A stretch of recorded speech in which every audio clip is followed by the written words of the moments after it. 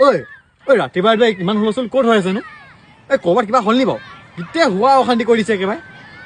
এই ক'তো একো নাই হোৱা। এই পোৱালিকেইটা আকৌ খেৰৰ নুমখিনি আছে যে তাত খেলি আছেগৈ গোটেইকেইটা গৈ। খেৰৰ মেজি? ঐ আগতে আমিও খেলিছিলোঁ নহয় পুৰা, হয় নাই? অঁ খেলিছিলোঁ হয়, কিন্তু ঘৰলৈ অহাৰ পিছত যে মায়ে তামাম পিটন দিছিলে, মনত আছেনে? কেলে নাথাকিব বাৰু মনত? মোৰতো এতিয়াও গাত দাগ আছে।